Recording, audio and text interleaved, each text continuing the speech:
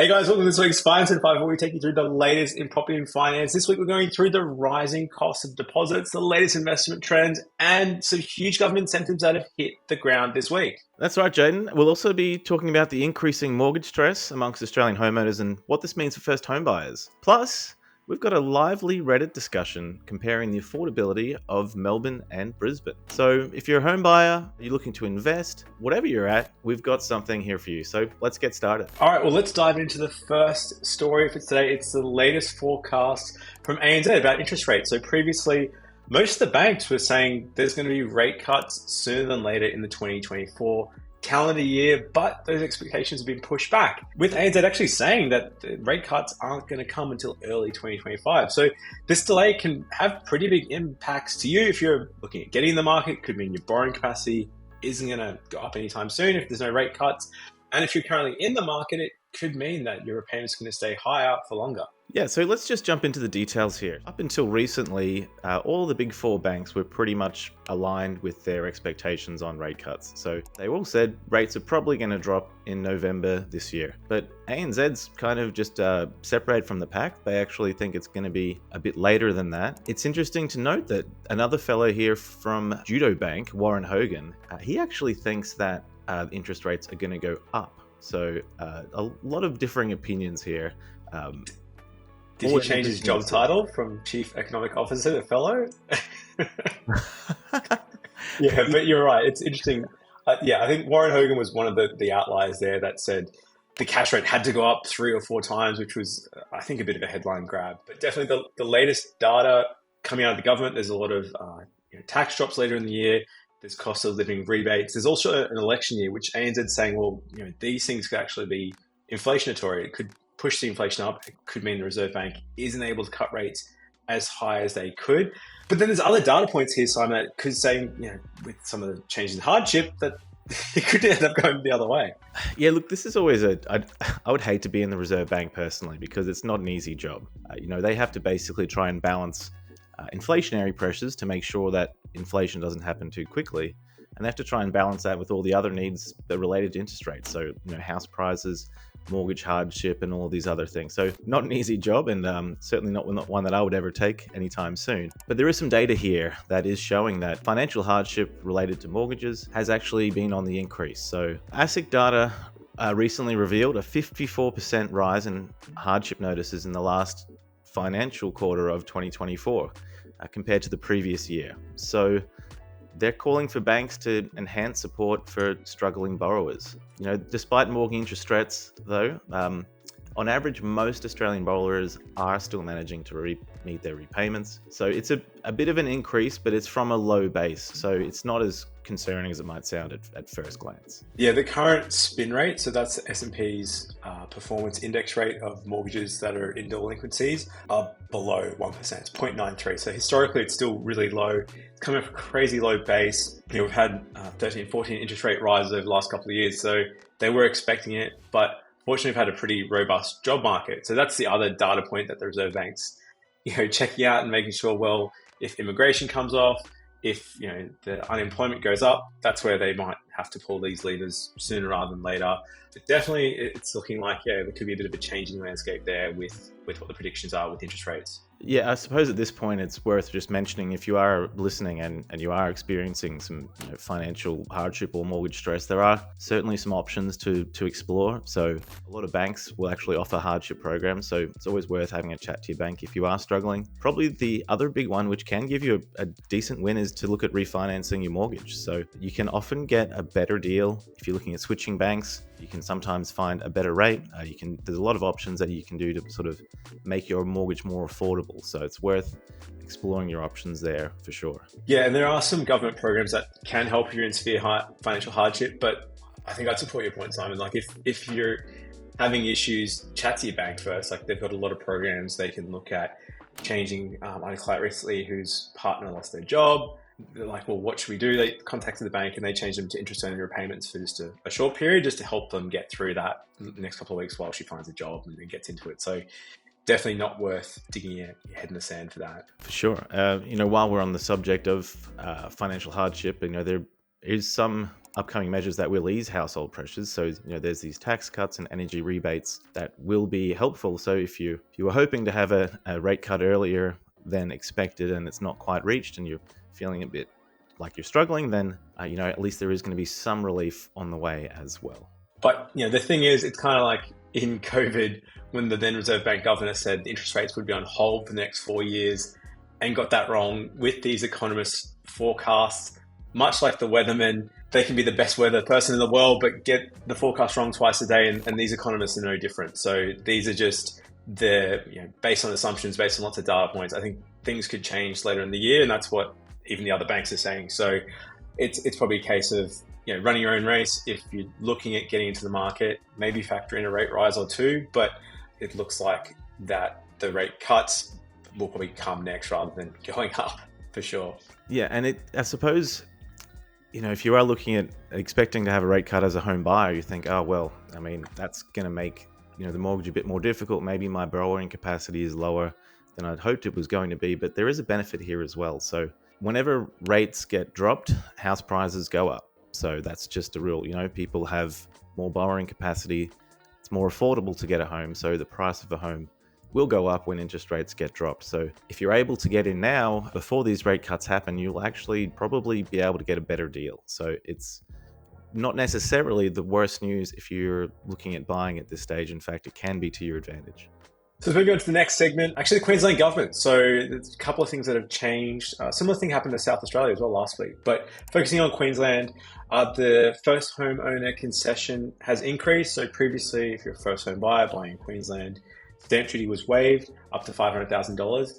It's been increased to $700,000, and between $700,000 to $800,000, you get a bit of a discount. So it just means you can get into a home with a bit less deposit. You could get into a home for, say, $700,000. Previously, you'd need about $55,000 as the minimum savings to get in, including your stamp duty. You're saving $17,000, $18,000, so you only need about $35,000 plus or minus to get in. So it's a huge difference there. But to offset that, Simon, I think they've made some changes to the foreign investor surcharge as well. Yeah, that's right. So they wanted to give a bit of an advantage to Australian first home buyers to, increase the threshold, which is great news. And in order to sort of offset that, they've increased a 3% land tax surcharge for international foreign investors, which actually aligns with what New South Wales and Victoria are doing currently as well. The foreign investors contribute more, which balances the impact of the increased concession. So it's a bit of a seesaw situation, but certainly good news for the Australian first home buyers rather than foreign investors. No, definitely. Really good news story out of there. So it'll be interesting to see what the federal government does with the home guarantee scheme. So that renews on the 1st of July. And at the moment in Brisbane, in Queensland, well, Brisbane Metro, it's up to $700,000 for that scheme. So it's a 5% deposit scheme. Victoria, it's $800,000, and New South Wales, it's $900,000. So I just wonder if there's going to be any changes to those, because that scheme's been in place 3 or 4 years, and those amounts haven't really changed as much as the market has in that time. So it'll be interesting to see what happens there. On to the next one, Simon. How much do you need for a house deposit in each Aussie city? Now, caveat here too, obviously there's some crazy numbers. We've gone through the data the last couple of weeks. We've seen some price growth. And because of that, I guess the saving times are increasing too. Absolutely. The property market, it's been a wild ride, and I don't think it's ever not been a wild ride around here for the past decade or so. So you never know what's going to happen. And prices are just kind of, you never know where they're going to go. But let's just kind of dive into the sort of the details here and, look at what's changed since 5 years ago, just to kind of give you a bit of perspective about why it feels more expensive to buy a home. So, in Sydney, median house price is now 1.42 million, which is up from 1.14 million in 2019. So if you're looking for the standard 20% deposit, that's increased by $55,800. So the total amount you need for a 20% deposit is $282,800. So a lot of money for sure. And actually, just cutting in there, Simon, on that, we're actually working on a video right now, which we'll publish in the next few weeks. So make sure you subscribe to the channel. But going through a couple of other ways of getting into the market, especially at these price points where in Sydney, if you're buying for 1.4 million, it falls outside of the home guarantee scheme. There are some other products that are available on the market now where you can buy a home with a 5% deposit, sometimes less, including one from a bank. ANZ started an LMI waiver with a 5% deposit. The minimum price is over $2 million, which sounds crazy. It's like a high income one. But there are a couple of others out there. So we're working on a video that'll be out in the next couple of weeks to potentially get in, because you don't necessarily need a 20% deposit, even when you're buying outside these home guarantee scheme thresholds. Yep, thanks for the jump in there, buddy. It's good information. Let's just get back to some of the figures here just to cover them off. So in Melbourne, median house price is $941,000, which is up from $902,000. So you'd need an extra $6,400 for the 20% deposit. So, nowhere near as much of a jump as in Sydney. Brisbane, on the other hand, has absolutely surged. So in 2019, the median house price was $583,000, and it's currently sitting at $920,000. Yeah, some huge jumps there that have sort of gone up with the deposit, and I guess we'll include some of the links below for some of these increases. But like I said, there's probably have to be different ways of approaching it, because just in a lot of cases, your income's not going to go up by, in Sydney, you have to save another $55,000 over those few years periods, or potentially get in. So that's why a lot of people sometimes choose to get in sooner rather than later, to get in the market and start paying down your loan. But we have seen, I guess, adding to that pressure, Simon, with some of the incentives and everything else, on a different gear, investors getting back into the market. So not just first home buyers, I guess, especially in Perth and some of those cities, like it's been a big gold rush to get an investment property as quick as possible. That's right. The investors, they're diving back into the market at a rate that we haven't seen in over 2 years. So a huge amount of investor activity in the market, especially in some of the main capital cities. So new home loan commitments to investors grew by 5.6% from March, which is the fastest increase since November 2021. So people are seeing that there's money to be made, and they're looking at investing in property. That's kind of driven by the huge growth that we've seen in some of these markets, Perth, Adelaide, and Brisbane. So these are more affordable markets, well, especially Perth. It's one of the best deals out there, and it has good rental yields as well. One of the reasons why Perth's rental market is so good is that it's got a really low vacancy rate,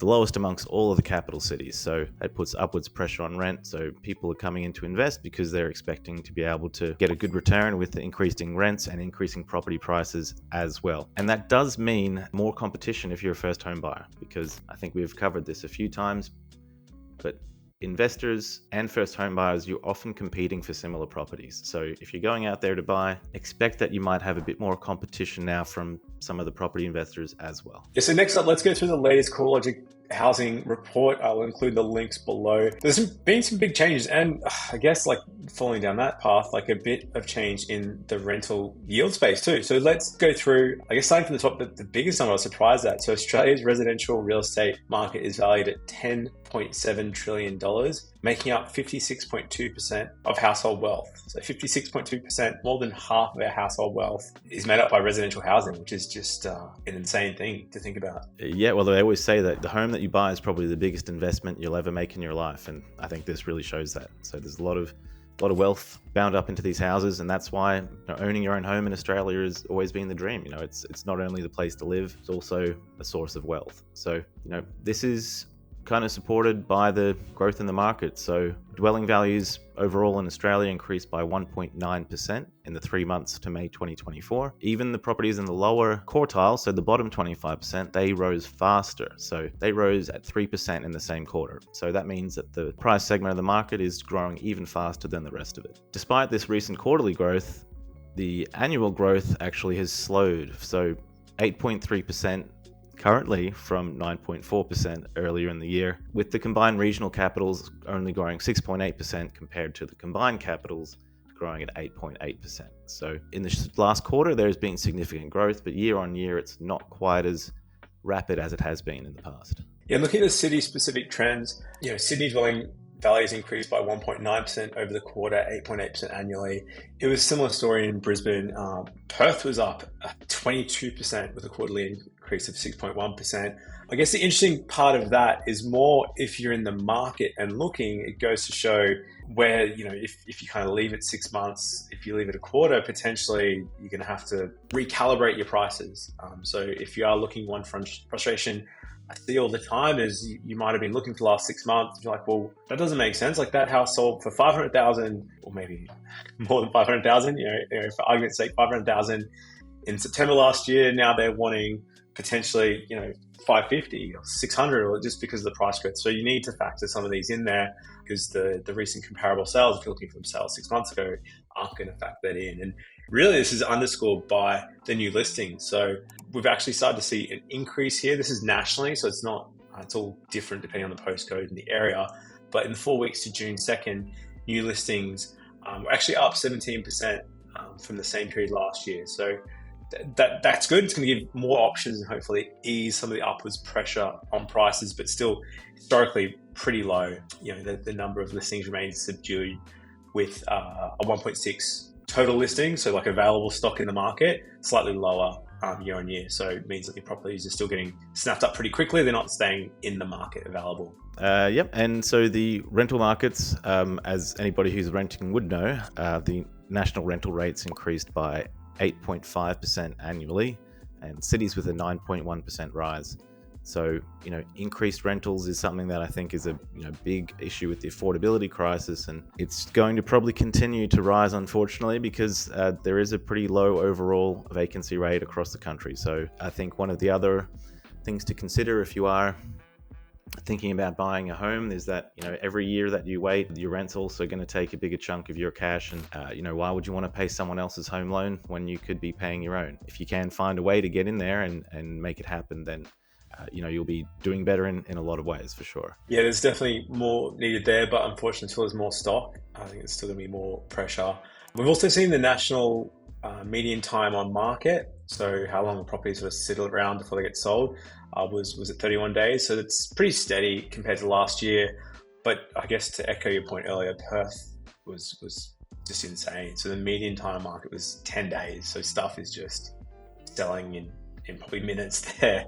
Not even time for the first open. So you just need to, depending on what stage you're at your journey, if you're like a lot of the people we help, where you might be just looking online, getting a feel for things, it can sometimes be worthwhile just getting out there and getting a feel for actually how things are on the ground in your specific suburb, in the types of properties you're looking at. Because I've had a couple of surprises lately where, a couple of clients, people we've helped, we're looking at apartments thinking, it should be pretty easy, shouldn't be that competitive. And we're actually, because of the affordability, and even like you're saying with that data before, and the sort of lower, more affordably priced properties is actually becoming more demand, because that's where everyone can kind of get into the market. In that sort of market, I think it's important to keep in mind that you want to be pre-approved for your loans. So if you are in the market looking, hit us up at Hunts Galloway. We make sure pre-approval is fully assessed, so at least when you find a place, you can jump on it really quickly. Yeah, and on that note, Jayden, we talk about these markets like the Australian market or even the Sydney or the Perth market, but really there's no such thing as one property market. The Australian market is different from each city, and even in each city, there are different regions that have their own dynamics. So as you said, getting your boots on the ground and actually going to look at what's happening in the suburbs that you're interested in is really the best way to see what's happening and what your approach has to be. If you're in a hot market where the properties are selling in 10 days, that's a very different beast to a place where the median sale time is 45 or 60 days. You've got to look at how much you're offering for the property and potentially what kind of clauses you're offering in the finance clauses and all these other bits and pieces. I guess moving on to the next point. Yeah, we saw this interesting one on Reddit earlier in the week where it was comparing, Brisbane now being the second most expensive city in Australia. Someone was raising, well, buying an apartment in Melbourne is actually cheaper than Brisbane. For me, it was jarring. Like, having grown up in Brisbane, we always, seemed to be affordable and easy to get into, and Melbourne seemed unattainable and expensive. And it's crazy to think that this has flipped itself around. Yeah, when we grew up, we were always told Brisbane is just a big country town, and Melbourne was like a proper city. Or like when I was a kid, Melbourne seemed almost like a New York of Australia in a certain way. And I guess, times always change, and if you're looking to buy an apartment in Melbourne, you can actually get in for a lower median property price, although they are a little different. So the size of Melbourne apartments can be a bit smaller due to the different building standards that they've had, probably having a bit less living space. On the flip side, though, if you want to change cities and look at living in Melbourne, it's a fantastic city with a great lifestyle, more of that cafe environment, tons of amenities. Certainly a lot of people really love it there. So that's another consideration. If you're looking and you're finding Brisbane more expensive than you like, why not look at a different city? Yeah, I actually found it interesting. Some of the Melbourneites, Melburnians, whatever you want to call them, were just saying, like, some of the apartments in Melbourne, the way they were built, it can be more common to have bedrooms without windows. So that it's kind of sort of had not super livable.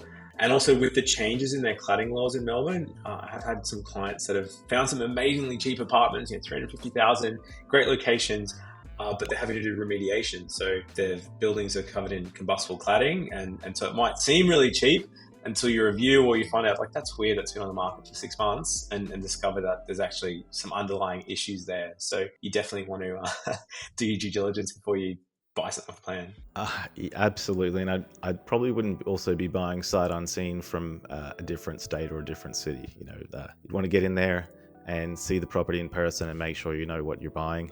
As you say, with the due diligence, one of the most important things is checking out the strata and seeing what the state of the buildings are and what kind of liabilities there are as well. You don't want to buy a place and find out you've got a $50,000 contribution to a major structural issue with the building, for sure. Yeah, and this stuff can change pretty quickly. So like Simon mentioned in an episode a couple of weeks back where in Brisbane, it was probably 7 or 8 years ago, so it was a fair while ago, but there was a bit of a glut of apartments in Brisbane's Fortitude Valley. Rentals were really cheap, apartments were plentiful. It was a great time to be alive, I guess, if you're trying to get an apartment in the city or in the valley. Now, because of limited construction and different things, there's not been that much, but it can turn around pretty quickly. So hopefully with the government really recognising, the local councils recognising that supply is an issue, with some change to town planning, hopefully we should see this getting addressed in the short term to help that affordability as well.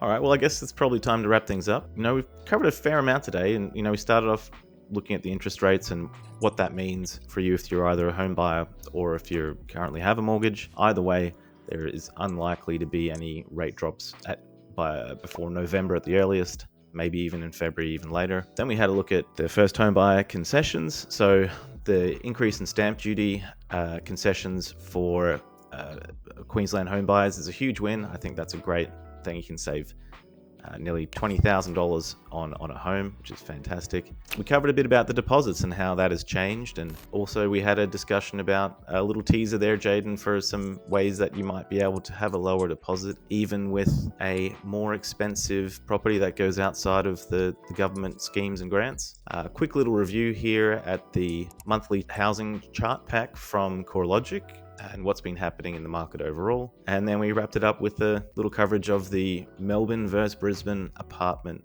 showdown. Thanks so much for watching, guys. If you need any help, hit us up at huntergalloway.com.au. Until next time, we'll see ya.